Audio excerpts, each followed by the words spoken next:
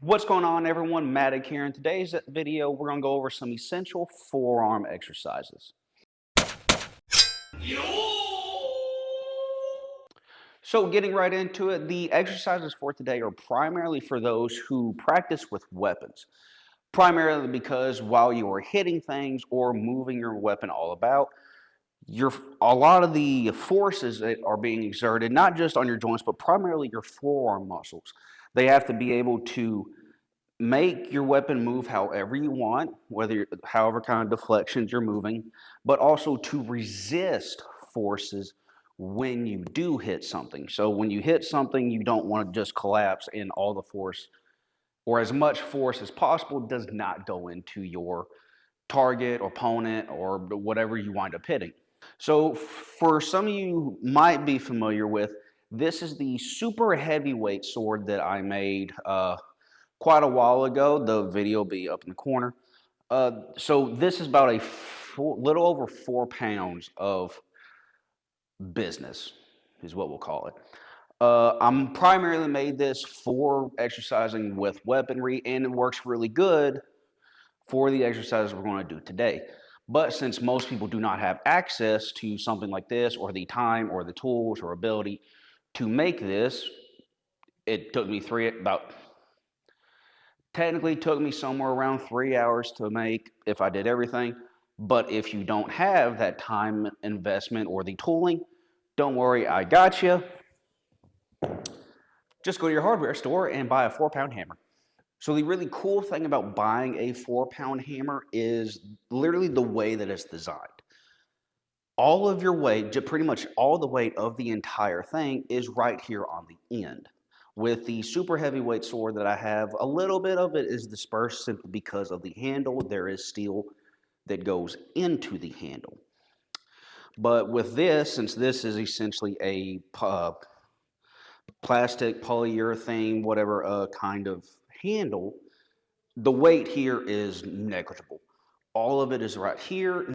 So all of the weight makes it to where the feeling of just this short package, which is about 14, 15 inches, feels the same as the super heavyweight sword that I have. And what makes this a little bit better in some ways is I can change the resistance simply by grabbing higher or lower on the handle. So for some of these exercises, you will absolutely have to choke up simply by the dynamics of the exercise and the way that gravity works. So when we go to do these exercises, the primary thing that we want to pay attention to is that the only thing that we are going to be moving is everything from the wrist, right, and below. So we don't want to be moving our upper arm or our forearm at all. We want all the movement done below the wrist. That way, it's the muscles up here are the things that are doing all the movement, right? So what I mean by that is, so if I do the exercise, what we're going to do is where I bring the hammer up or from one side or the other. If I let my arm rotate, so even if I straight arm this from here, so the eye of my elbow is pointing up, I can literally just rotate my upper arm. So now it's pointing straight, and I haven't done nothing for my wrist. And now all this that happens. I can do an exercise from here, fully rotated, and come up. I can do that. But I want to keep all this stationary. That way, all the work is being done by the forearm. You can make adjustments as you go on finding different ways to hit different angles. Okay, so first thing before we get started, let's first talk about our grip. No matter which grip position we wind up wanting to do, we always want to make sure on what our grip is actually doing. So when I'm gripping the hammer, I'm not giving it a death grip, like for no reason. There's no reason for me to do that. Our muscles are already going to be moving and working as it is. There's no reason for me to squeeze it half to death. All I'm going to do is maintain a firm grip. So if I'm doing a hammer grip, no matter what it does, I don't want my hand to be opening up. I just want to maintain this, and I can do this fairly well. Even not using all my fingers, but using all my fingers makes it easier, right? Even when I'm doing my pointer finger or saber grip, it doesn't move if I don't want it to. And I'm not squeezing it very tightly. I'm just maintaining a firm position of my hand and fingers. All right, so we're basically going to have a total of 6 exercises. About 4 of them is simply the same exercise, you just wind up going in the different direction, or you hold the hammer slightly different. And I'm primarily going to be doing them with the hammer. Simply I can show on how you can change your hands and when you would need to actually change the resistance or poundage of the actual hammer. So going right into our first exercise, it's going to be a very simple one, is you can choose to hold the hammer in what's called a hammer grip. But since again, this is primarily exercises for weapons, we're going to not quite have a hammer grip, which is basically a perpendicular angle of how you'd be holding it. So if your forearm is level, the hammer would be straight. This is a hammer grip. It's kind of like how you hit a hammer. Not really though. So we're going to offset it just a bit to where it pitches forward, just slightly. If you look at my fingers, it's almost like this.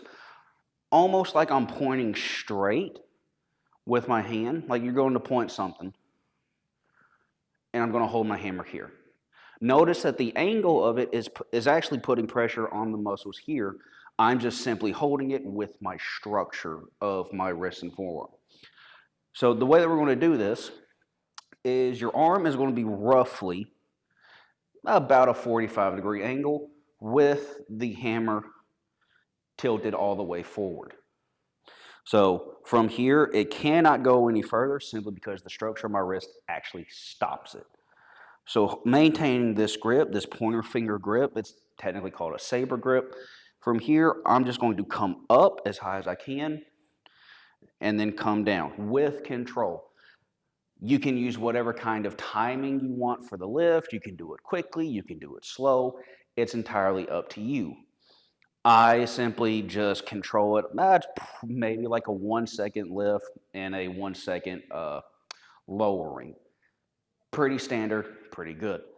Do anywhere from 6 to 10 reps, and then you're going to switch here, arms. We want to work both arms because when we are using weapons, specifically anything that actually requires us to hold 2 hands, both hands wind up doing something.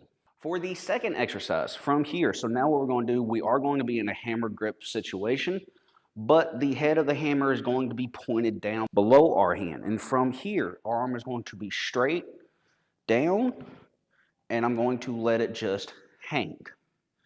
From here, I'm then going to, the way that I think of it is I think I'm taking the top of the hammer and I'm pointing it down, pointing it down. From here, you can have your arm in about 2 different positions, either the eye of your elbow pointed forward as you do this, or you can have it slightly rotated in. It does hit the muscles a little bit differently depending on which way that you hold the eye of your elbow. And again, you do about 6 to 10 reps just to get enough of a slight burn, really know that you are working. Okay, exercise number 3. This one's pretty simple. From here, we are going to hold it again in a hammer grip position. From here, I'm going to take my elbow and I'm going to lock it to my side. Forearm is pointed straight out, perpendicular or parallel to the floor, holding in a hammer grip. And I'm going to go one of 2 sides. I'm either going to go from the center in, and I'm just going to let it go until the structure of my wrist and forearm twisting just stops it. And then from here, I'm going to come up. You can continue going to this side, or from here with control, making sure that you stop, go to the other side, again, letting it go down until the structure of your body stops it and then comes back up. And then you can either continue going down or here, down, up, down, up. Notice that my wrist or my hand is staying within the same position. This is teaching you body control now on making sure that your limbs and stuff. So I'm not doing this. This is me not controlling anything. I want to control my body. I want things to move that I want to move and things I want to be still to be still. Number 4 exercise. This is the one where we're actually going to have to change our grip a little bit significantly. All the other ones you might have, you can roughly do the same grip in the same position. For this one, you are definitely going to have to choke up on the handle simply because of the way that physics and gravity works. From here, we're going to do, I think I'm able to grab about halfway. So same as the third exercise, elbow against your body, not letting it move from here. But because the weight is on the bottom, I'm now going to tip up. This one's not so hard. This one's actually pretty simple. It's almost like a bicep curl, really.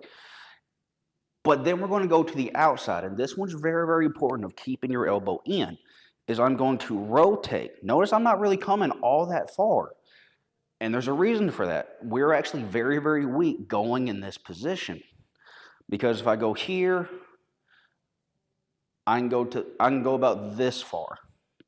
The more that it comes out, significantly comes down. So I build up to what I need. I can go fast and get it up, but that's more of a power type move, stuff like that, but not, we're building strength. So again, from here, 1, 2, 1, 2, about 6 to 10 reps each side. Okay, exercise number 5. From here, this is more of a mobility thing, but it's also building strength as well within our tendons and ligaments and all that stuff. We're going to grab our hammer. You can choose to either do a hammer grip or a saber grip. It doesn't really much matter, or we can call it our pointer finger grip. Either one's fine. If your forearm is starting to get tired, which I highly suggest that during the course of these exercises, in between each exercise, that you are stretching out your hands, like in the previous forearm video that we did. So I'm going to choose to hold it in a hammer grip. For this one, our arm can be out slightly, but I still want to maintain that my upper arm is not going to be doing any rotating. This is very, very important and very hard. But all we're going to be doing is figure eights. For exercise number 5 and 6, we're going to be doing figure eights. And so the way to think about it is from here, I'm going to hold here. And the first thing I'm going to do, I'm basically going to be going forward. I'm going to go from top, forward, top, forward. So maintaining this being still, I'm going to come in, big circle, and then go to the outside. Or you can go outside to inside, doesn't matter. So I want to make sure, let me see. So here's the eye of my elbow. I want to try to keep this down as much as possible. That way all the rotation is happening within my wrist. I don't want to do this and be moving my elbow around, stuff like that. That's not the purpose of it. If you want to learn on how to use the weight of a weapon in order to move it around, that's one thing. That is not what we're doing. We are isolating movements. So after we've done that one where you're going from top forward, we're now going to go top backwards. Same exact thing, maintaining that the eye of my elbow moves as little as possible, and while maintaining my grip. So it's very easy, especially if you're moving fast, stuff like this. See how my grip is now very, very loose? Even if I don't release my pointer finger, it is now very, very, very loose. I want to maintain the same grip throughout the exercise. So we're going from the top, back, rotating, and rotating. Maintaining the same grip, not letting things get loose, and not letting things move that don't need to move. And that is our very sweet and simple video on exercises for the forearms in order to manipulate our weapons the way that we want them to. I'm Matic. Now catch y'all next time.